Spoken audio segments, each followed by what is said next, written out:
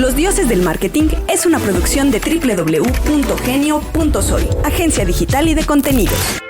Ándale, muchacha, que ya va a empezar la ceremonia. Vamos a entrar con mucho respeto, ¿eh? ¡Ay, Jesús, aquí no es! Te estoy diciendo que es la otra. Mira, él es Bobia, él es Agustín y él es Alberto, el más chiquito. Señora, ¿busca a los dioses del marketing? Sí. Es en la siguiente puerta. Ah, caray, una se confunde. Bueno, aquí es. Escucha la sabiduría. ¡Cállate! Pendejadas pero con aplomo. Güey, por mí, que te haga plática la más vieja de tu casa. Sabiduría milenaria, invitados de lujo y una que otra broma juvenil. Una ceremonia digna de unos cuantos elegidos. Aquí comienza Los Dioses del Marketing. Bienvenidos a Los Dioses del Marketing número 100 de forma increíble. Muchas gracias a toda la gente de la Radio Real que nos ha soportado durante estas semanas. Evidentemente también muchas gracias a toda la gente que por alguna extraña razón nos mantiene en los primeros lugares en Spotify y aquellos locos que nos mantienen en los primeros lugares en Apple Podcast. La nata. La gente, los pocos que tienen iPhone aún en México escuchan Los Dioses del Marketing a través de Apple Podcast. Mi nombre es Alberto Cruz, como siempre, acompañado de mis dos bellas edecanes, Juan Carlos Bobia y Agustín Gutiérrez. Estamos acá bien contentos estrenando este nuevo estudio. Finalmente inicia la nueva temporada de Los Dioses, la temporada 2. La anterior solo duró de 100. 99 capítulos. El nuevo estudio. Nuevo estudio. Bueno, Gonzalo Libros tampoco lo ha visto. Saludos a toda la gente que nos escucha en la Radio Real y al gato Bonifacio que nos permite estar ahí. Bobia, ¿qué sientes el estar en...? Muy emocionado. ¿Sí? Sí. Se te ve, se ve. Hombre, no, Se hace mucho calor. ¿Sí? Caramba. Y está calientito. ¿Y qué haces cuando tienes calor? ¿Por qué vienes tan...? Pues nada, procuro sentarme cerca de Agustín para que saque la qué? ¿La palma? La palma. Ah, qué chiste tan desatinado en Pues estos sí, tiempos. sé que Ya, políticamente no es correcto, no me importa. Todo el mundo quisiera tener un Agustín en sus casas. Ok, Por supuesto. Ok. Este no es ese programa. Bueno, en la producción de video se encuentra Eric Magaña, en el audio los dedos mágicos de Jimena Centeno. Y hoy tenemos un invitado especial para la edición número 100 de Los Dioses del Marketing, así que vamos a ello. Escuchas a los dioses del marketing. ¿A quién tenemos de invitado, Bobia? Que se presente. No, pues, pero dale una instrucción. No, más es amable, un gran ¿qué te tipo. pasa? O sea, Yo te admiro mucho, te conozco hace muchos gracias, años. Bobia, gracias, ya lo sé. Ya lo voy a decir, pero espérame. Es Arturo López Gavito. Qué emoción. Ya pedimos autógrafos y todo. No nos vieron. Muy bien. En las Arturo, ¿cómo estás? Bienvenido, buenas tardes. Muy contento, muy agradecido con ustedes tres por permitirme estar aquí. Me parece que está divertida la fórmula. Vamos a entrarle, vamos a participar con ánimo y con alegría. Oye, ¿tú también te sientes alguna de las víctimas más del calor que nos está azotando a nivel nacional? Porque te veo muy fresco, la verdad. No, me siento, o sea, fresco sí, pero lo que pasa es que el calor aletarga y apendeja. Claro. Entonces es difícil poder caminar por las calles y hacer tu diaria labor. No es lo mío, el calor lo odio, lo odio. No, es importante. ¿Tú eres de calor o de frío, Bobby? No, de frío. Tú, Agus, podrías.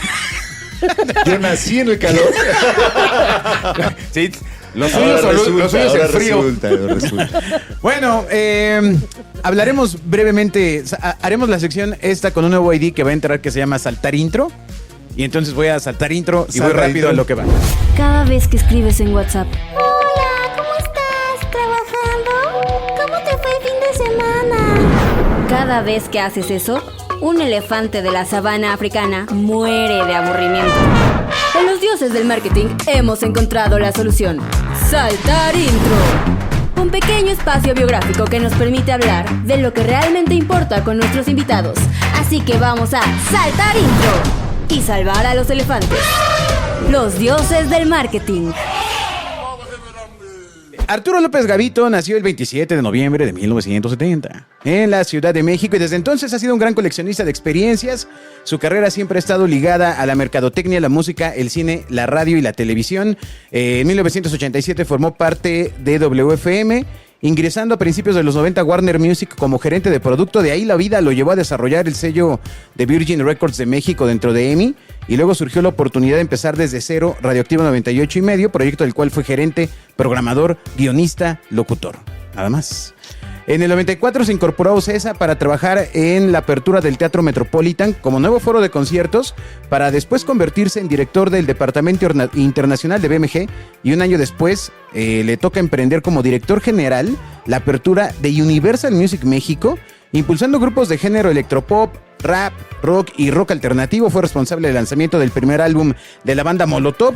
A partir de ese momento, López Gavito se dedicó a cazar talentos y desarrollar la carrera artística de grupos como Moenia. A finales de los 90 e inicios del nuevo siglo, Arturo López Gavito se convierte en director de EMI Music México, colaborando después con MBS Radio como gerente de la estación Best FM, que fue donde nos te conocí en persona. Claro. Cuando eras un pequeño infante. Te conocía de nombre nada más porque eras un niño de tetilla. El mandamás de EMI. Exacto. ¿No? Con Paco Padilla y... ¿no? Ajá. Pero bueno, termino. Hasta 2018 fue CMO y vicepresidente de Mercadotecnia de The Walt Disney Company México, donde colaboró con un gran equipo en el posicionamiento del universo cinematográfico Marvel, la marca Star Wars y el lanzamiento de decenas de grandes películas como Coco de Pixar. Ha colaborado en el programa La Academia como crítico y recientemente en MasterChef Celebrity de TV Azteca, y después del 2019 se desempeña como productor, guionista y locutor de Old School, Mix Stories y Explora, que se transmiten semanalmente por Mix FM, recibiendo el Premio Nacional de Locutores de México en la categoría de Idea Original para Radio y acuñando el formato de debate musical para la radio, así como también en YouTube, formando parte de la mesa de análisis de Explora Música TV. Es fundador y CEO de Explora Música, la única central radiofónica digital de entretenimiento y conocimiento musical de habla hispana, y conferencista internacional. No, pues ya se acabó el programa. Saltar intro. Y vende macramé. Saltar intro. ¿No? Ay, oye, ¿y ahora qué preguntamos? No, pues arránquese. Ay, es un verdadero honor tenerte acá, porque la gente te conoce por muchas facetas, ¿no? Claramente tu participación en la televisión, antes en la radio, en ese tiempo, el más memorable tal vez de esta etapa moderna de la radio, ¿no? De WFM a Radioactivo, en fin. Pero bueno, queremos empezar la entrevista de hoy diciendo, en 1996, si la memoria no me falla, te lanzaste a abrir Universal México como director, ¿no? Estuvimos viendo tu material y todo. Oye, decías, ¿por qué tú?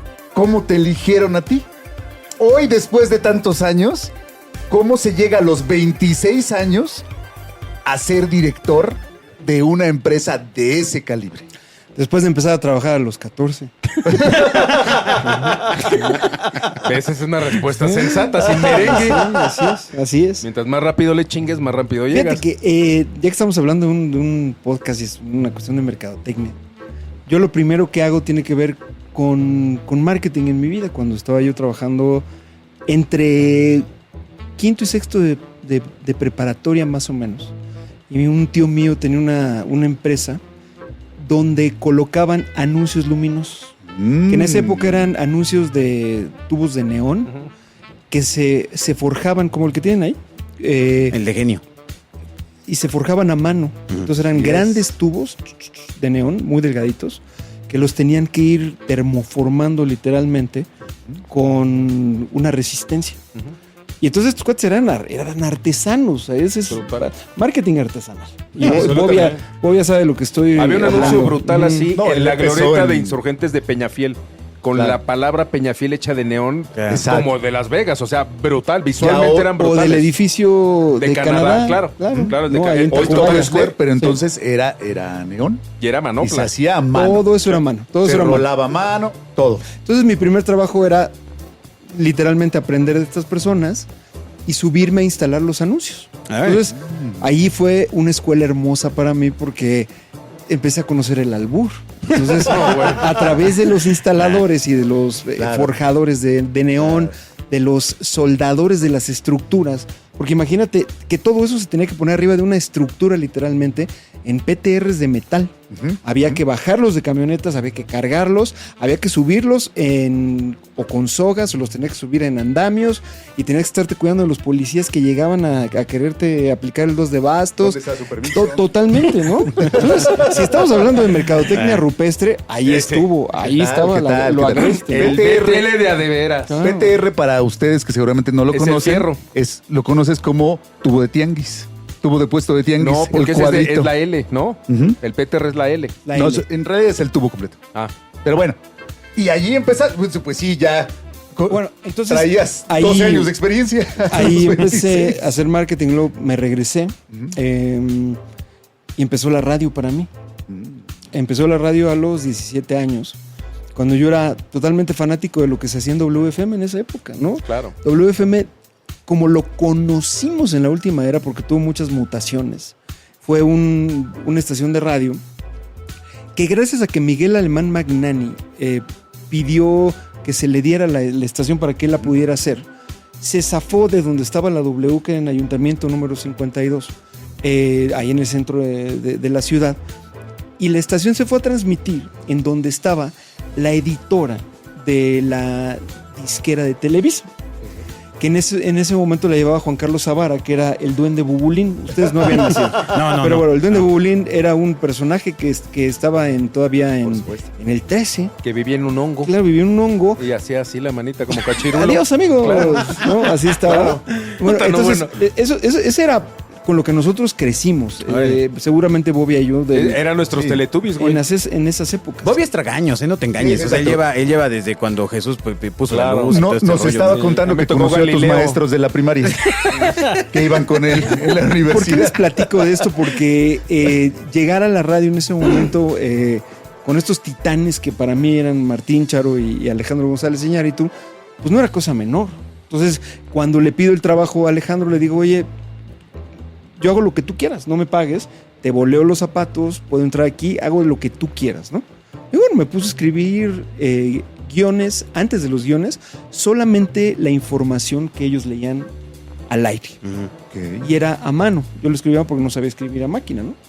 Y me acuerdo mucho que era muy tentador tener frente a mí una máquina eléctrica, que si ustedes vieran hoy, haz de cuenta que fuera una gran Apple, preciosa, bestial, con su CPU, con una pantalla brutal.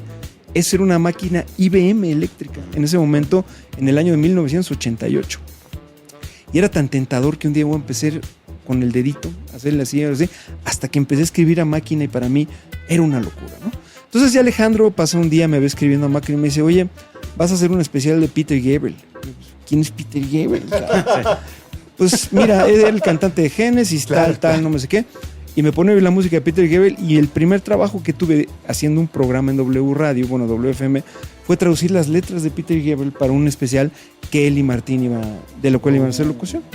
Y así fui creciendo en la carrera, y hay muchos años, ¿no? O sea, no, tampoco voy a estar hablando de mí todo el tiempo aquí, pero hay muchos años donde de pronto la primera acción de marketing que yo hago para la radio es cuando viene Rod Stewart en 1989 en el Estadio Corregidora de Querétaro.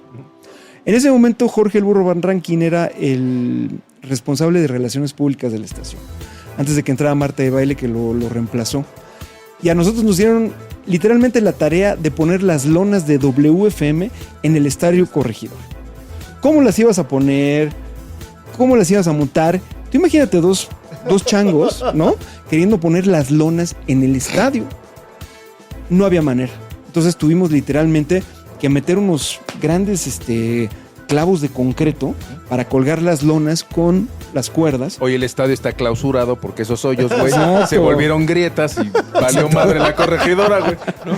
Pero nunca se me va a olvidar que el regalo que me llevé de esa vez de ir a ver a Rod Stewart fue que de la nada uno de los Dobermans, porque se cuidaban, el escenario los cuidaban con perros en ese momento, en la cancha del Corregidora, me soltó una mordida y me mordió la pantorrilla, me acuerdo. Entonces vi el concierto completo de Rod Stewart sin saber si yo tenía rabia o no, qué me había pasado, y regrésate al otro día al CUM, donde estudiaba yo la preparatoria en ese momento, de Querétaro, manejando, bueno, con mis amigos y todo, hasta hasta la preparatoria. Que ahí empezó una especie como de dicotomía de decir, ¿qué voy a hacer? ¿No? Mi mamá quería que yo terminara la carrera de comunicaciones en la UIC. Exacto, estudiaste en la UIC, ¿no? Y yo decía, ¿pero por qué? Si Alejandro no tiene una titulación, dejó la carrera, Martín no está estudiando, Charo era la que medio más o menos como que creo que hacía algo, pero siempre de figuración porque nunca he hecho nada realmente bien, ¿no? Y en ese momento decía yo, pues no necesito estudiar. Y no necesité estudiar. La dejaste. Dejé la carrera, primero en la UIC, luego, según yo, en la ULA, que me quedaba más cerca de W, era más fácil, segundo semestre, y ya me quedé ahí. Pero qué decisión complicada, porque hoy de repente dices, dejo la universidad, puedo aprender en YouTube, puedo aprender un montón de cosas. Entonces, la escuela era la única forma aceptada de aprender. Sí, pero lo que Bobia dijo hace rato antes de entrar al aire es una filosofía con la que yo comulgo. Y no solo comulgo con ella, sino que la profeso. Es decir, yo entré a un lugar sin saber absolutamente nada. Tuve la gran ventaja de que alguien me abrió una puerta y me dijo, a ver, niño preparatoriano, te puedes sentar aquí, me interesas por lo que tú me estás diciendo, vamos a ver cómo te va, ¿no? Show me. Show me, así era. Entonces, literalmente lo que haya que hacer, lo hice. Afortunadamente nunca tuve ni que prostituirme, ni que ir en la escalada sexual por otros lados. Al contrario, todo fue siempre una labor muy honesta. Pero uno se forja trabajando. No hay otra manera.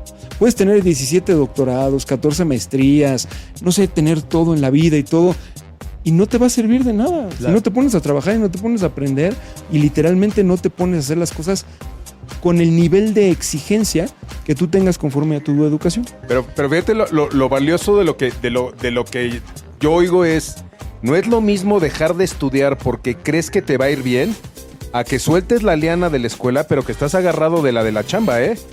Que esa es toda la diferencia. O sea, que no te quedes de niño. Exacto, güey, a lo que voy, sí, o sea, pues sí, no es de, me voy a dedicar a aprender en YouTube, güey. Los dioses no dijo que no estudiara, mamá.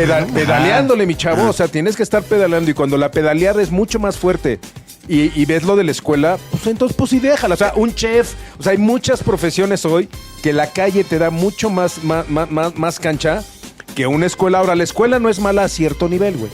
O sea, yo tengo... de primarias, ¿no? No, es que te va, o sea, yo tengo muchos cuates que se salieron de la escuela y llegan a cierto nivel, dicen, güey, me voy a echar un diplomado en el IPADE, pues para medio compensarle y aprenderle un poquito de la visión corporativa de negocio, y corporativizas tu expertise. Pero muchas veces muy bueno, eso es porque es un requerimiento de los puestos en crecimiento. O sea, claro, hay puestos a los que es necesario tener cierto nivel educativo para poder acceder a ellos. No necesariamente... El que es gallo, güey. Pues hay políticas internacionales. Yo fui a dar al IPADE también, yo me aventé ese diplomado y no me sirvió de nada. No, pues claro. La verdad se los digo con todo el amor, y soy profesor de la Universidad Panamericana hoy en día, Soy docente de la carrera de Mercadotecnia, y también me sigo preguntando, porque yo veía unos señores, pero yendo con un fervor, cabrón, y haciendo sus clases, sus casos prácticos, güey, del martes en la chamba. Pero eran así, que se volvían locos y sudaban porque estaban ahí. Y entonces yo decía, ya me quiero ir de aquí, por favor, ya cumplí con esto, ¿no? Y luego se seguían en la actualización y estaban 10 años, señor niño, ahí metidos. Pero ahí hay un dilema, porque, por ejemplo, al igual que tú, yo también tuve oportunidad de entrar a la radio muy joven, a los 17, y justamente quien me abrió la puerta fue Charo, por ejemplo, ¿no? Que para pregunta de trivia, cuando pensé que ya no iba a encontrarme nunca vez con Charo, Arturo tuvo a bien regresarla a Best FM y por tercera vez me la encontré hasta que superé la prueba. Correcto. ¿No? Pero sí hay un cierto riesgo de las personas que apuestan por el talento joven. O sea, cuando alguien te da chance de entrar a hacer una ejecución a una empresa, a la radio, de lo que estamos hablando, ¿no? Del entretenimiento, pues sí hay una apuesta, ¿no? O sea, te dejan pasar porque se te ve algo, se te ve talento. Hay dos maneras. Venga, es decir, o ese joven pertenece a la familia de los dueños, que es normalmente lo que pasa.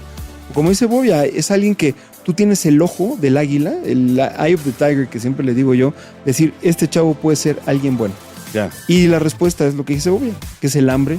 Tienes ganas de crecer, tienes ganas de aprender, güey, de evolucionar. De rifártela. Así bueno, yo le llamo tranquilo porque al final soy Alberto Cruz Azcárraga. De Salinas Pliego.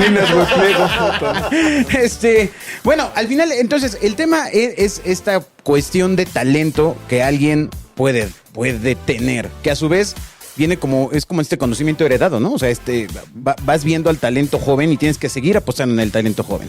Entonces, esta época en la que tú estuviste en la radio, me voy a hacer un pequeño paréntesis. Hoy es distinta, porque hoy hablábamos hace un par de programas de un estudio que sale de que la generación Z en México no conoce la radio, el aparato siquiera, o sea, no tienen uno en su casa, ¿no? Entonces, con toda la experiencia que has tenido, ¿tú crees que hoy la radio tenga un modelo de comercialización adecuado a la audiencia actual? O sea, ¿estén haciendo nuevos modelos de comercialización? No. ¿O estamos viendo realmente la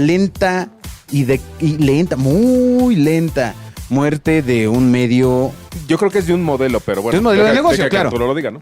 Mira, te voy a decir, yo me pongo a pensar en estos locutores de los cuales yo formé parte en algún momento de mi vida. ¿Cuál es el común denominador de estas estaciones de radio? Que había una competencia porque había hambre detrás del micrófono. Hambre de demostrar que teníamos las mejores canciones, de que éramos los mejores cuando decíamos algo, ¿no? De que W hacía las mejores promociones. Buscabas, las mejores alianzas de marketing con las mejores marcas, de que la estación la oías tú por todos lados. Se oía más que cualquier estación de música grupera en ese momento, ¿no? Era muy fuerte el impacto que tenía. Y luego la gente que hacía radio en Rock 101 era genial. Y tenías personas con hambre, con voluntad, con idea, con propuesta. Pasión. Exacto. Era la pasión. Hoy en día no hay un solo locutor en la radio musical mexicana que valga la pena. Ni uno solo. 0,0. Porque no existe el hambre. Número uno, porque están limitados en sus tiempos. Tú imagínate que tú quieres hablar 40 segundos y dices, hola, yo no... 40 segundos. ¿Qué te dice un locutor en 40 segundos? ¿De qué manera puede expresar su ideología, su conocimiento? Una postura, claro. No, lo que sea, no se puede, ¿no? Eso inhibe al talento, número uno. Número dos, los locutores no pueden escoger la música que ponen. Eso es durísimo. Sí, porque entonces no te identificas con el contenido. Y eres un operador, no un DJ de antes, ¿no? Lo ponen ahí, ¿no? Y esto a lo que lleva, ¿qué es? A que hoy en día, esto es como la historia de la radio, que deberíamos de hacer un podcast un día solamente sobre la historia de la radio y la transformación a raíz de la alternancia en el poder de México, de cómo existió un fade out absoluto de las estaciones de radio musical debido al incentivo que había por parte de los partidos políticos, de la Secretaría de Gobernación y de la Presidencia de la República para aceitar económicamente a los grupos radiofónicos. Que antes de la 4T, el 80% del total de los ingresos netos de los grupos radiofónicos venía solamente del gobierno de la República, de los estados, de la presidencia de la República, que el último año de inversión de la presidencia de Peña Nieto, en inversión en medios fueron 10,000 millones de pesos. Sí. Toda una nota, ¿no? Toda una nota. Que fue una cuestión tremenda. Sí. Entonces, la radio hoy en día no tiene un encanto. Es una radio que no puede pelear contra los contenidos alternativos. Claro. Sobre todo cuando antes había radio, cine y televisión. Y prensa. No había más. Bueno, la prensa no la leían los jóvenes. Tal vez las revistas escritas, que por ahí había algunas, ¿no? Las de música. Pero hoy la radio, que tiene grupos de comercialización, grupos comerciales que están anquilosados, que no tienen ni idea de lo que están haciendo. Pero además venden kilo de spot, ¿no? Claro, es spot y menciones. Mira, sí, como si no hubiera nada más. O sea, como si en la época actual estuviera en un cristal para ellos. Yo he hecho muchas promociones para marcas de alcohol. Ajá. Nunca he visto una campaña mejor para un centro de consumo para bares como la que le hicieron, ¿te acuerdas del doblutador? Los doblutadores, justo. A mí se me hace una cosa... Yo todavía la recuerdo. A ver, ¿por qué no explicas que es para la gente más joven? WFM genera unos removedores y les pone un folio. Y entonces reparte por todos los bares. Además te adueñas del territorio de la noche, güey. Y del bar. Entonces repartes estos. Removedores. Evidentemente no había la cantidad de bares que hay hoy, ¿no? O sea, igual había 10, 5 en Polanco, 3 en Insurgentes, 2 en San Ángel y 1 en la zona rosa, güey. Sí. Y entonces lo que hacen es un sembrado de estos removedores y entonces empiezas a generar promociones a partir del radio diciendo, pues tengo boletos para X, vamos a buscar al removedor 326. Pero además tienes un amarre porque sabes que del 1 al 300 lo diste el viernes en Polanco, ya sabes quién te va a llegar, güey. Entonces yo me acuerdo, una amiga mía se fue a ver Amnistía Internacional, creo que fue contigo. Claro, fue a Los Ángeles. Leslie García se fue contigo por el removedor. Y entonces yo iba con Bacardí y le decía, güey, eso es una promo, ¿eh? Pero estamos hablando también de una época en la que no había tantas opciones de consumo como Pero ahora. es Pero todo no lo que importa. hoy decimos en el marketing La idea moderno, básica, pues la haces digital, pero es lo mismo. es todo lo que Tenía magia. decimos que queremos. Era único, era personalizado, De bajo costo. y era inmediato. Exacto. Con un recurso Y te generaba mucho engagement más brutal, limitado brutal. que el contenido que hay hoy. Hoy hay mucho más puntos de contacto, pero mucho menos creatividad para ejecutarlo. O sea, tú Esa imagínate, es la con un verdad. removedor generabas tráfico a ciertos centros de consumo. Generabas engagement para que te oyeran en cierto horario, güey. Para buscar patrocinio de una marca, de un antro, de alcohol. O sea, hacías un 360 Hacías brutal, güey. Las primeras experiencias de Claro, marketing que había. exacto. Brutal. Todo esto de lo que estamos hablando era una experiencia absoluta porque además conocías a los locutores que tenías en la radio y ellos te entregaban el debutador en Órale. el antro. Claro. Y ponían las canciones que tú querías. No tenía este glamour absurdo, intocable de... Claro. No, güey, es que es... Yo te voy a decir, yo creo que no se dieron cuenta. Fue tan orgánico y tenía tanta pasión que no se dieron cuenta el monstruo que estabas creando con Estaba- Eso era el experiential marketing, güey. Que luego le pusieron merengue y en los mi 2000 opinión estaba adelantado a su tiempo porque Bueno, el W alcance estaba era corto. adelantado. Y nos pasó muchas veces que decían, no, pues sí, pero eso solo lo ven 100 personas. Ahorita la tele alcanza a millones. O sea, era el tiempo todavía de los medios masivos. O sea, cuando no te permitían una promoción con una redención de 3,000 personas. No estaba cuando el permitido. número no era... Sí, Exacto. claro. Los Cuando- medios funcionaban de otra forma. Claro. Y yo creo que fue adelantado completamente a su tiempo. Ahora, Arturo, mencionabas este tema de la música, por ejemplo, de que había esta cosa de pasión musical, de qué canciones tocaban. Ahora, en la época actual, con todos los sistemas de streaming musical, pues te encuentras las mismas canciones en todos los sistemas de streaming musical. O sea, no hay diferencia. Por eso el único diferenciador de la radio serían las personalidades. Más que nunca. Ok. Que tuvieras buenos locutores que supieran de lo que están hablando, que tuvieran hambre de mostrarte las cosas, ¿no? Lo que pasa es que también la tecnología convirtió a los locutores en gente que está diciendo cosas con idioteces porque sacan su teléfono celular y de Wikipedia están leyendo lo que ellos creen que es. ¿Sí me Los explico? encabezados de Sí. noticia, güey. Esa es la tristeza absoluta. Entonces, por eso nosotros hoy en día lo que estamos haciendo radio al revés con los programas que estamos haciendo en Grupo Claro. Asir. Ahorita veníamos oyendo Javi y yo en el coche un programa que se llama Mix Stories, ¿no? Guionado. No sabes la belleza, lo escribimos literalmente 2 bloques de 13 minutos cada bloque, donde te hablamos de la música disco. Se veía claramente que había detrás una investigación, una experiencia, alguien que lo había vivido. Y hoy en día nosotros hicimos un podcast con música en una estación de radio. Yo creo que ese es el formato correcto de hacer las cosas. Regresar al contenido con valor, entiendo entonces. Totalmente, pero la bronca, ¿sabes qué es? Que no existe hoy en día una escuela de gente que te enseña a hacer eso. ¿Cómo no hay comunicación en la Wii? No, o sea, una escuela de personas que estén hoy al aire haciendo. Claro, no. A eso me refiero. Y no yo. tienes una referencia, güey. Porque el locutor de los 2000 del siglo XXI se convirtió en el culto a la personalidad. Sí. Y tenemos enormes ejemplos en la radio de que son así. Los locutores de Radio Centro, el caso de Mariano, el caso de... ¿Cómo se llama el de Alfa? Que es muy grande, exacto. ¿Cuáles que están al aire 7 horas, 8 horas diarias? ¿Qué van a decir? ¿No? Solamente culto a la personalidad de manera constante. Entonces, pues bueno, yo tengo mi punto de rating, según porque mi medición es de INRA, no, pero yo tengo una diferente porque no existe en la radio una medición unificada, no existe. Radio Centro tiene un tipo de rating y de medición diferente al del resto de la industria, ¿no? Entonces, bueno, también... Sí, es el ahí mejor baterista de su grupo, Ahí güey. hay una enorme colusión de intereses, Claro. como todos sabemos que existen, en donde ahí está.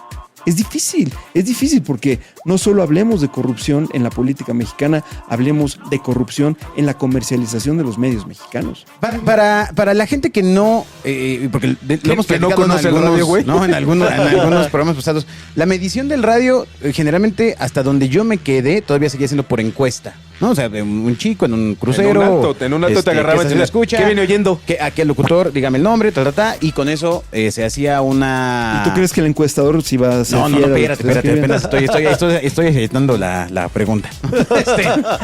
Entonces, pues claramente el tema es que ese chico encuestador pues es un joven, ¿no? Que pues ganaba no sé cuántos, 80 pesos por hora. Kilo de encuesta. Ajá. Y entonces, pues se tenía que mover recursos para mover toda una maquinaria de medición de rating que al final acaba pegándole directamente al patrocinador.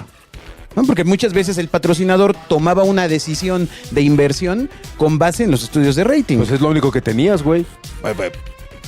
Y eso no estaba tan bien. No significa que esté bien, claro. Era lo que había. Es igual que cuando te dicen que un billboard, si tú te paras en la esquina de Revolución y San Joaquín y dices, bueno, pues en una hora pasaron 1,000 coches, promedio 3 personas, esa cosa la ven 30,000 personas, güey. Sí. ¿Así? Y esa era tu referencia. Y el precio es...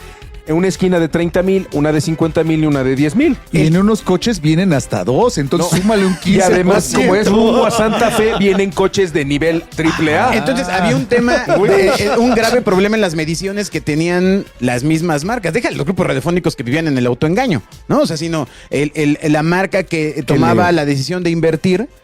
Sí, que siempre realmente le has apostado por el género de música y dices, pues yo creo que es para chavos, güey. O esto es para rockería, güey. Que antes cuando había música. Ahora que no hay música, pues dices, güey, pues si son las mismas noticias, puta, ¿cuál es mi referencia para meterle a uno o meterle al otro? O frases del libro de Vips, güey. En Alfa, ¿no? Que todo el tiempo son frases del libro de Vips, güey, de Paulo Coelho. Exacto. Es en la madre, pues es para gente espiritual. pues sí, güey, que les gusta el pop. ¿Qué pasaba con las mediciones radiofónicas antes? O sea, ¿seguían igual de obscuras? ¿Crees que ha cambiado eso? Es decir, es como la política mexicana. Hay un símil muy grande. No se rían, es la verdad. No, sí está bien. Es la verdad. Eso es o sea, nos da risa de nervios. No, pero es... acabo de convencer a alguien. Tememos por nuestra integridad. Que metiera al Antonio. Es que no está mal. El día en que nosotros aceptemos en México ¿para qué existen los fondos? ¿Para qué es el dinero? Ese día creo que todos vamos a ser más felices, porque todos nos negamos a vivir lo que es la realidad. ¿Para qué existe el dinero de las personas? ¿Hacia dónde se va? Se va a las campañas políticas. Claro. Así es. ¿Dónde está el dinero en cash que ha dado este gobierno y todos los gobiernos anteriores? En la gente. ¿Quién fomenta la corrupción? La gente. Así es de fácil. Entonces, tú no puedes pensar que un organismo que regula la medición de rating en un país donde la religión es la corrupción y no el catolicismo, en ese momento tú asumes con claridad de que todo es igual y de que todo se lava exactamente con el mismo jabón y que despide el mismo hedor y la misma mierda. Así es. Entonces no podemos hacernos los santos en decir que no son las cosas así, porque lamentablemente es así. De ahí que hoy vivamos este enorme parálisis de los grupos radiofónicos en general, donde pareciera que no están haciendo nada en esta carrera por la digitalización de los medios, si lo quieres llamar de alguna manera, o por la conversión de los medios, o por poner a la radio en una ventana tan importante como podrían ser los canales digitales o como podría ser YouTube. Yo creo que uno, no saben cómo, porque lo he visto de en primera mano, y número 2, es el status quo que dice, no me muevas de mi zona de confort de donde estoy. Porque yo tengo mis acuerdos. Cuando yo voy con una central por mi spoteo, por mis menciones, y yo aquí adentro de esta central está mi cliente por el que yo tengo perfectamente acordado por dónde voy a entrar. Todo es así. Hay que aceptarlo nada más. Y la estrategia está en el pizarrón, es que, ¿sabes qué, Bobia? No está mal. Agus, es como es. Agus, platícanos de las centrales de medios. Un momento. ¿Cómo te trataron en Coca-Cola? Es muy sencillo. Si usted le compra 100 pesos de medios a la central, ellos de entrada te dicen, bueno, de aquí 100, 7, porque ya soy buena onda, son para mí. Correcto. ¿No? De 7 a 12. Luego resulta que se voltean con el medio y le dices, ¡claro! tú me tienes que, pero como te estoy comprando en volumen, me tienes que dar 35% de descuento, más lo que me des, más porque ayúdame a cerrarte el contrato rápido, exacto, ¿no? Claro. Exacto. Entonces, a partir de ahí, una cosa que cuesta para ti 100, en realidad estás comprando entre 56 y 65. Se encarece un poquito. Eso asumiendo... ¿A santo de qué? Asumiendo que lo que compres te lo den, güey. Yo Ahora, nunca he visto a alguien que cuente los spots. Acaban de o que declarar... cuente los billboards. Acaban de Pero ya se puede contar, fuera de legalidad la ley que prohibía subirle el precio a los medios. A los medios. Bueno, pero esa ley venía porque el cierre del CPT. ¿no? O sea, de lo que del se Consejo de Promoción Turística y el dineral que gastaron. Yo nunca había visto un anuncio, y lo vi, no sé, quizás hace 2 años, en History Channel que decía, ¿se quiere anunciar aquí? Llámenos. Cabrón, en History Channel. O sea, no medios, güey, no agencias, es güey. Ya bien triste. Háblame, mándame tu brief y yo te produzco tu spot. Sí, o sea, era así de... ¿Cuándo habías visto eso? Exacto. O sea, en un canal de ese tamaño, ¿eh? O sea, de un History Channel que decía, güey, mándame tu brief y yo te hago tu spot para aquí. Pues yo lo veo que es algo muy fácil porque tú History Channel lo puedes ver a través de la aplicación de Disney y ya nadie lo va a ver en televisión por cable. Pues por esto digo que ya... Así, ¡pum! Peor aún, pero esa es la realidad. Pronto vas a ver anuncios que digan, vendo combi nuevecita, nunca taxi ni patrulla... Llame a Juanito. No, nunca Uber. Sí, claro. Así va a acabar. Ahí va a acabar. Sí. Entre Ricky y el otro programa, puedes anunciar tu Brasilia 78, güey. Sí, claro. Al ahí final, va a acabar. Es un momento donde se tienen que hacer nuevas estrategias de marketing y Arturo llegó a hacer algunas verdaderamente novedosas. Claramente lo que sucedió con Molotov, ¿no? Que antes era una banda... Pues sí, alternativa, ¿no? Alternativa. Ahora pues, ya le alcanzó el tiempo, ¿no? Pues ya suena normal. En el caso de lo que crecemos. Lo que hiciste con Molotov, yo alguna vez me lo platicó Mar Ruiz en EMI. Sí. Y a mí me llamaba mucho la atención porque yo decía, ¿esta cosa es eso que dicen disruptivo? Es eso, güey, es salir a gritar para que todos te oigan. Ahora, la bronca es que hoy cualquier cliente, uno de Hellmann's o de mayonesa o de shampoo, te dice, quiero algo disruptivo. Güey, tu marca no es disruptiva, güey. O sea, ahora, el disruptivo que ustedes hicieron... Era, güey, o te volteabas a verlo o te volteabas a verlo. Y fue brutal. Pero estamos obviando que todo el mundo conoce la historia, por favor. La historia. Era una época en la que no ibas en periférico y estaba un güey colgado, ¿no? Bobby, queremos que hable Arturo. Espérate, tranquilo. Me callo.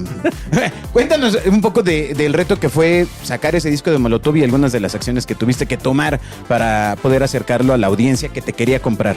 Lo primero es que nosotros éramos la disquera internacional más chiquita en ese momento. Habíamos firmado a Moenia,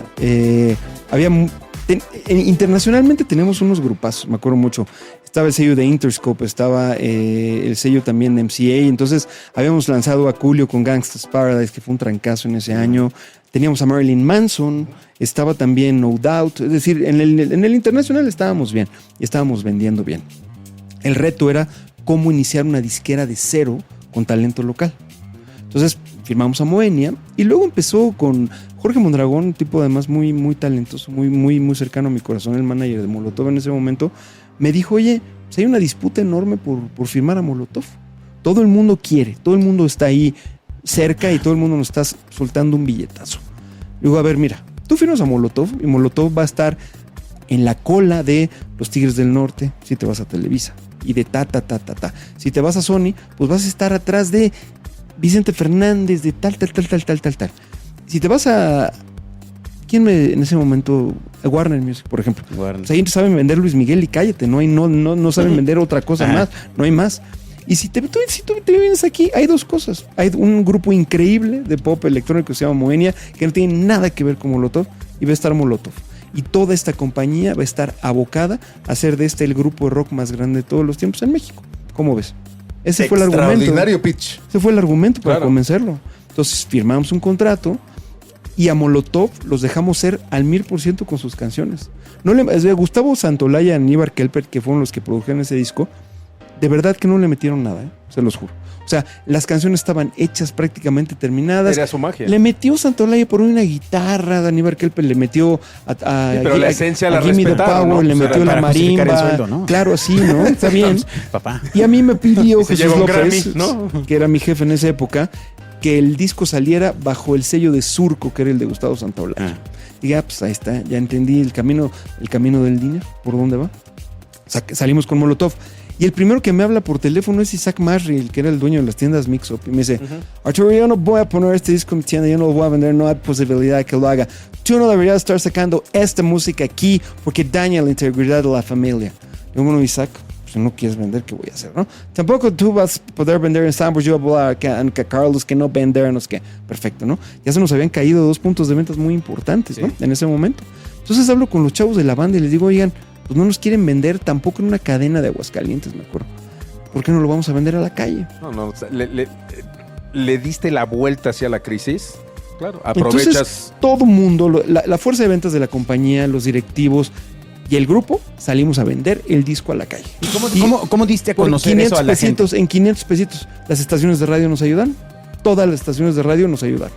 En especial W, el otro WFM, donde Martín todos los días cuando salía al aire a las 4 de la tarde, ponía puto.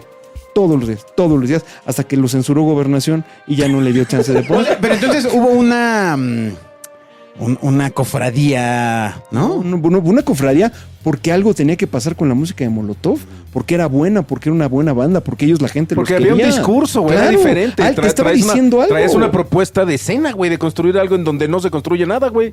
Y entonces, a través de medios tradicionales, hacías este llamado. No teníamos otra cosa más. Por ejemplo, Memo del Bosque nos apoyó mucho en Telehit, poniendo todos los videos de la banda. Okay. Y Gimme the Power se ganó el MTV Award me acuerdo mucho, lo tengo en mi casa, el premio de la gente, el Moon Man de Estados Unidos, no la lengua, esa que daban en los premios de América Latina.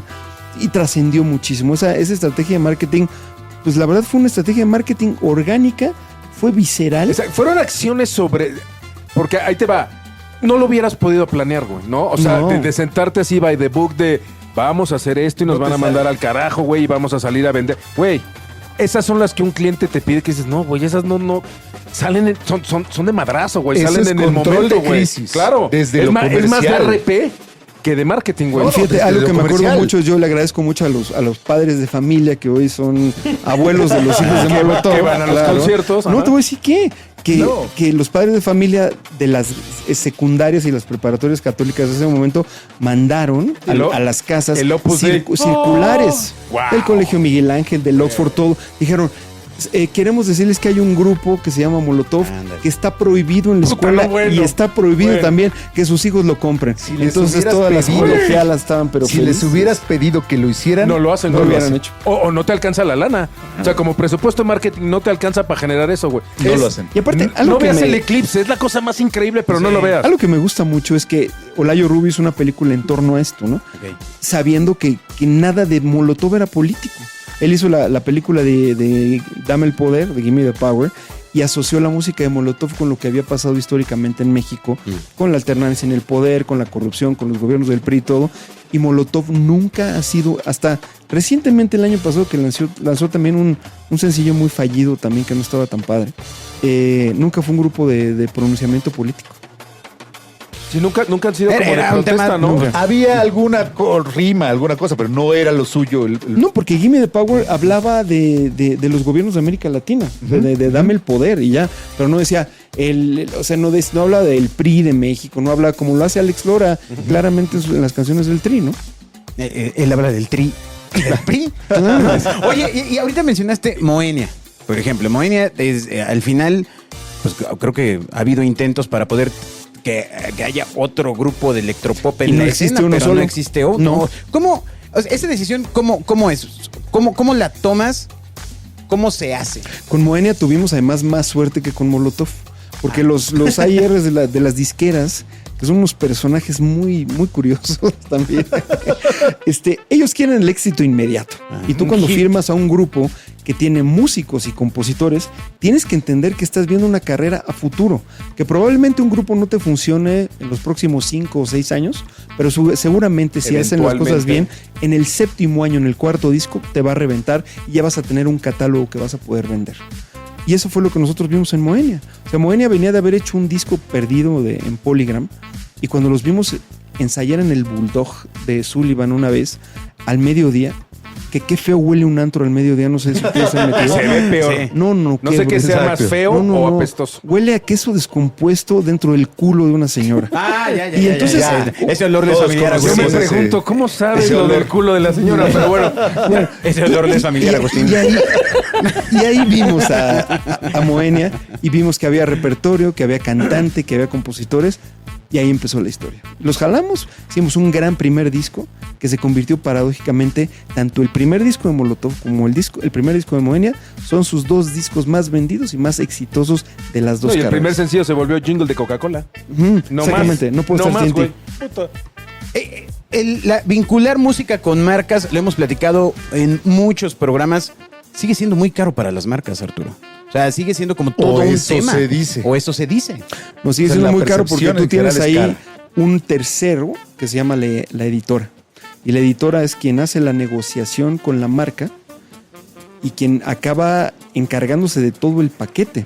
Entonces, tú piensa en una editora, la editora, por ejemplo, de Michael Jackson, algo muy raro. Digo, no me voy a mover de esto, nomás se los voy a decir, pero ya en el siglo XXI es la primera vez que yo escuché música de los Beatles, música de los Rolling Stones, en Apple. Exactamente, aliadas a marcas. Eso era imposible que pasara antes, en los 80 o en los 90, porque era algo sumamente caro.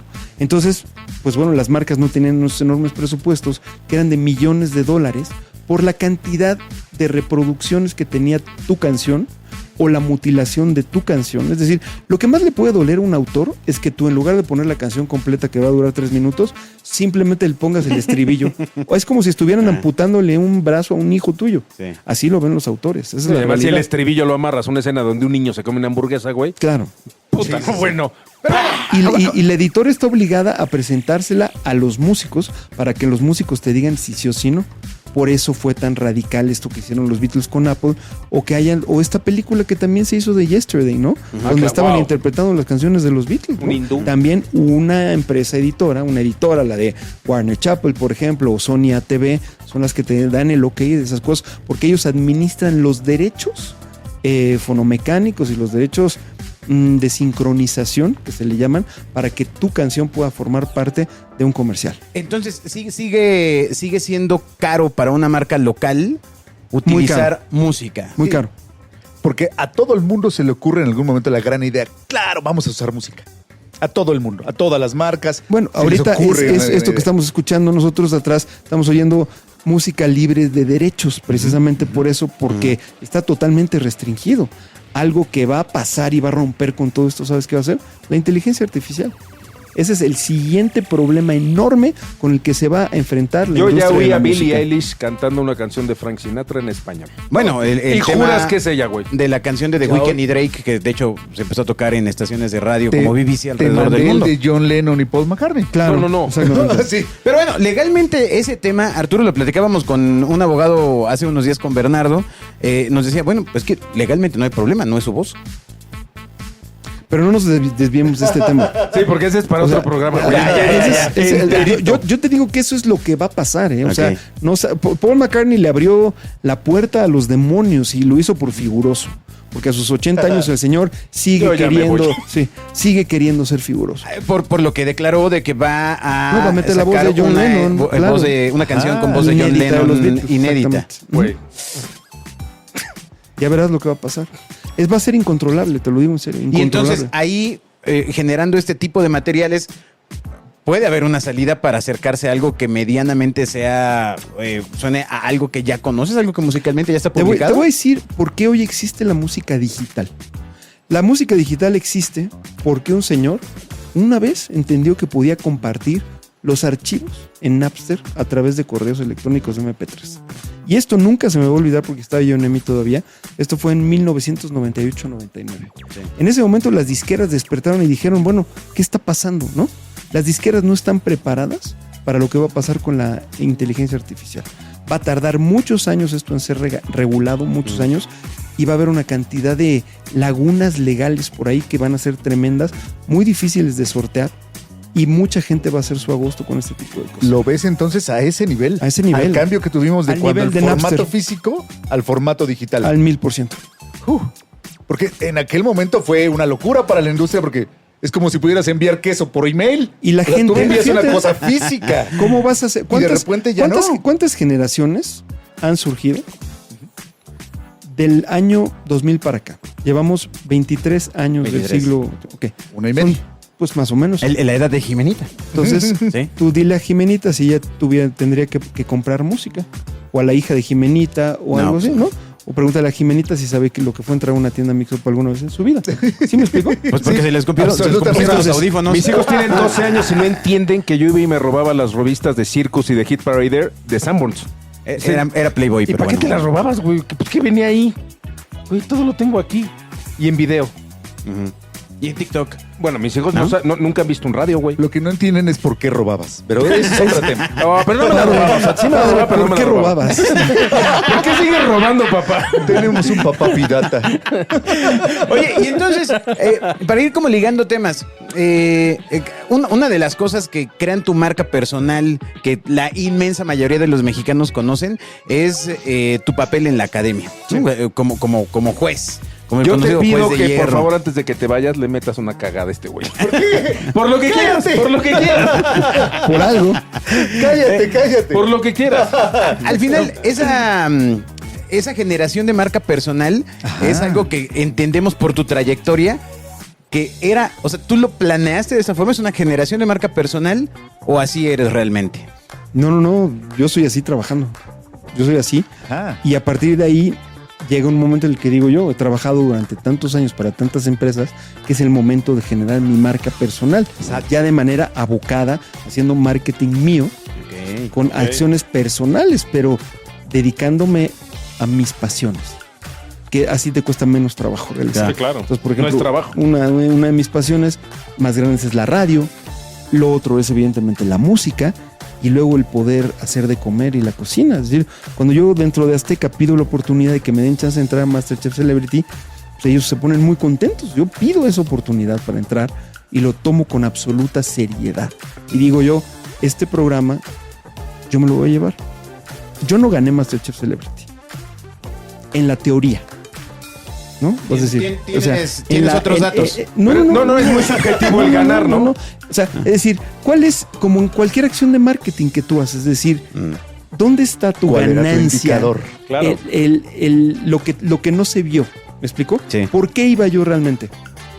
Hoy he obtenido mucho más, el doble o el triple de las cosas que alguna vez yo soñé si hubiese ganado ese concurso, ese proyecto. Claro.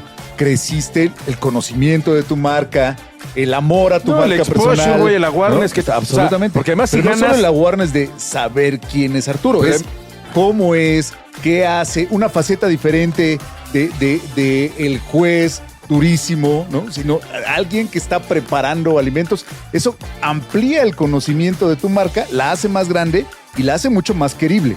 Es, insisto, una lección de cómo, Que de cómo en se el construyen estricto las marketing marcas. eso es lo que hace una marca, se tiene que diversificar. Claro. Porque si la marca lo único que está haciendo todo el tiempo es ir en un camino unitario, así, va a tener exactamente los mismos resultados todo el tiempo, a diferencia de que cuando dices, de aquí a 5 años me voy a diversificar para hacer esto, y en los próximos 5 años yo ya tengo 2 vertientes. Díselo a Richard Branson. Sí, claro. Y luego viene lo otro, ¿no? Es decir, una sola marca, yo, por ejemplo, de las cosas más hermosas que yo he hecho en mi vida fue hacer el marketing para Virgin Records. Porque yo entendía lo que significaba Richard Branson para el marketing. Claro, ¿Explico? claro. O sea, la verdad y con toda honestidad, si tú pones a los grandes titanes del marketing, del entretenimiento mediático del mundo, son Steve Jobs para Estados Unidos y Richard Branson para el Reino Unido.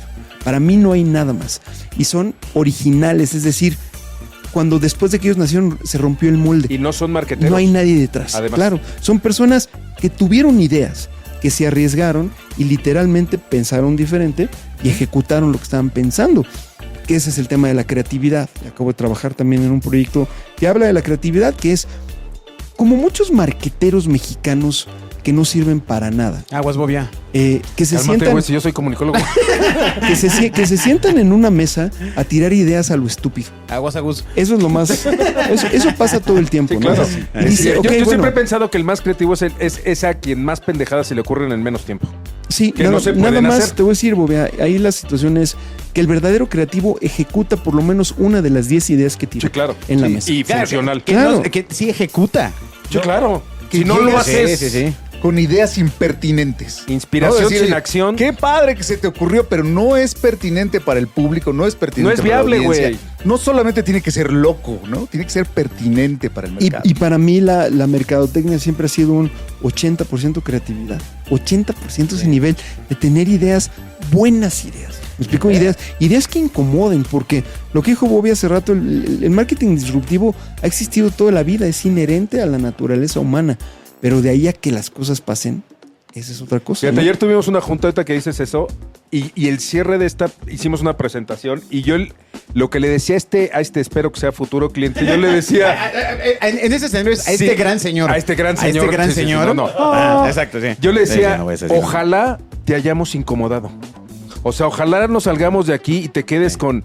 Puta, sí era bueno lo que dicen estos güeyes, porque sí, o sea, si salimos y no pasó nada, ya valió madre. Ya valió madre. ¿Le hablas a la agencia que sigue? Sí, claro, güey. Oh. O sea, ay, permítame, porque ya están los que siguen. Güey, ya valió madre. O sea, no te impacté, güey, no te generé. Lo peor que te puede pasar es nada. Si tú presentas y no pasa nada, güey, dedícate a otra cosa. O sea, si no lo hiciste encabronar, malvibrarse, enojarse, alegrarse, algo tienes que provocar, porque si no, estás jodido, ¿no? Sí. Totalmente. Y ahora que tú estás del lado académico, ¿cómo intentas impulsar esos procesos con la gente más joven? Porque al final son procesos. ¿Cómo le inyectas esa pasión exacto a alguien? A mí me gusta mucho porque mis clases son diferentes. Es decir, mis clases son conferencias que yo armo para mí. Entonces, estoy llevando casos que han sido probados, que son casos prácticos, wow. a un aula. Ah, qué padre. Wow. Entonces, en ese momento empiezo a platicar con los chavos y yo sigo siendo muy old school, es decir, en el sentido de que pues, en mi clase no se puede utilizar un teléfono celular. Ah, yo todavía avientas el gis. No. Les pega así ¿no? con puñito, güey, En con las el uñas. borrador. Y los exámenes son trabajos en equipo que tienen que hacer en conjunto. todos. Claro. Ajá. Entonces, Vivencial. vivencial. Real. Pero ese es todo un dilema, porque al final muchos maestros que se encuentran en el área de comunicación, en el área de marketing, no necesariamente cuentan con esas experiencias. No, pero es que te voy a decir cuál es el gran problema y la gran virtud acá. A mí me da risa cuando te dicen que hay un gran catedrático, güey, que lleva 30 años enseñando marketing. Dices, güey, ¿y cuándo coños ha trabajado, güey? Estás hablando de Andrés Manuel. No, a lo que me refiero es que tienes un gran maestro, güey, dando clases en un pizarrón, pero que en su vida ha estado sentado en una mesa, talachándole, haciendo un brief, güey, filmando, haciendo, dices, güey, entonces ¿en qué momento? O sea, si me dices que tus 30 años han sido de leer todo lo que se te ocurre, pero en tu pinche vida, güey, has agarrado, hiciste un logo, güey, tenemos un gravísimo problema, ¿no? Como yo veo hoy en día el marketing digital. El marketing digital se ve muy bonito, es muy preciso. Tienes las cifras, tienes tus clusters, Es tienes medible. perfectamente, no todo. Pero ¿dónde está el alma de tu marketing en el marketing digital? Oh. ¿Dónde está? La magia. ¿Dónde está la magia? ¿Sí me explico? Esa es la enorme...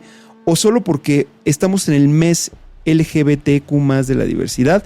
Entonces todas las marcas trabajan con influencers gays o influencers de la diversidad. Y le pegas un arcoíris. ¿Y por qué no lo haces en septiembre, en octubre, en noviembre, en diciembre y todos los demás? ¿Por qué no lo haces? Porque no es real. Porque no es real. ¿Y por qué Entonces, ahí está la situación. ¿No? Es decir, estas cuestiones de guiar el marketing de una empresa no lo puede hacer una persona que no conecte con su producto y que no tenga alma, que tú no sientas realmente lo que estás haciendo. Porque si lo estás haciendo de manera ficticia por llenar espacios, por gastarte un presupuesto, la gente no es estúpida. Ya no te la Nunca te la va a creer. Ya. Yo tengo una pregunta que hacerte, Hay Arturo. hay más como de oficio, ¿cierto? Es de pasión, que güey. cercano al número y a la tabla. Es la pasión hay y mucho de oficio. Y por eso te digo, es decir, yo cuando hago un trabajo de marketing, una acción de marketing o algo que pienso en mí, yo pienso en el chavito que se estaba bajando de la camioneta, que estaba cargando sus tubos y que estaba yendo, mandado por los instaladores, a una miscelánea a comprar queso de puerco con una lata de chiles para hacernos nuestras tortas. O cuando no había para pan, para nuestras tortillas. Eso era lo que había. Y así se comía porque era lo que había con 5 pesos. Ahora, mi pregunta va enfocada a esto. Siempre discutimos y es el Excel. Hoy manda el PowerPoint. Sí. El pinche Excel es, por muy chido que sea mi PowerPoint, güey, el Excel dice que no.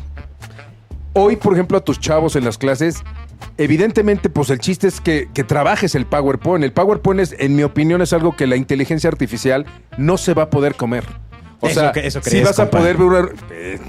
yo sí creo en esa parte del alma. O sea, lo que me refiero es, sí va a llegar un momento en el que veas algo y digas, ay, güey, le falta esencia, magia, llámalo como quieras. Pero el punto aquí es, ¿en qué momento o cómo te has brincado tú estas trabas en la vida en la que te dicen, güey, aquí está el Excel? Tu idea puede ser increíble, pero tiene que caber aquí. Y hay veces que la idea dices, güey, es más grande mi idea que el Excel. O, pues no la rifamos, ¿no? O sea, no me imagino en una empresa como Disney, donde el Excel debe ser impecable y tú dices, güey, pero traigo una idea brutal que no cabe en el Excel, ¿no? Se privilegiaba a la idea, siempre privilegiado a la idea, y dejo de hacer las otras que no quepan. Un aplauso, hombre. No se escucha frecuentemente. Sacrificas las... Gracias. Fácil, sencillo y rápido. Priorizas. Gran manera. Todo el mundo en el marketing teme priorizar. No, pero es que le quiero hablar a los jóvenes, pero a las mujeres, pero a los adultos, pero a los niños. No puedes hablarle a todo el mundo. Toma una decisión y prioriza. Decide. Eso es el plan de marketing. Bueno, es que decidir. Y también viene de algo muy fácil, es decir, en este 2015 más o menos, donde empezamos a utilizar el marketing digital, ¿no? Donde ya bajamos de los presupuestos de marketing, cuando utilizamos el 10% para el marketing digital, a hoy hay un 85-90% de inversión en marketing digital. Yo digo, ¿dónde están esas otras audiencias? ¿Dónde están esos otros públicos? Porque nosotros creemos que todo está en el celular. Tal vez la vida del ser humano está en el celular, puede ser, pero tus decisiones de compra no necesariamente siguen metidas ahí, ¿no? Sí. Que ahí es, ¿dónde está la gran idea? ¿Por qué no están pasando las cosas que pasaban antes para vivir una experiencia en un centro comercial, para poder hacer alguna cosa importante, alguna cosa interesante? Entonces, los marqueteros de hoy están pensando en cómo el centro digital de operaciones que existe en su teléfono de pronto te puede canalizar al marketing vivencial o al marketing experiencial, ¿no? Por así llamado de esa manera. Y entonces estos contenidos que se están generando son tan pobres, ¿no? Tan fatuos, tan banales, tan poco creíbles, como por ejemplo, cuando terminas un anuncio de radio y te dice Mitsubishi, live the experience. Cabrón, o sea, el director de marketing de Mitsubishi pensaba, número uno, güey, ¿crees que eso es? Claro. ¡A huevo, la voy a comprar! O Nissan, ¿no? También.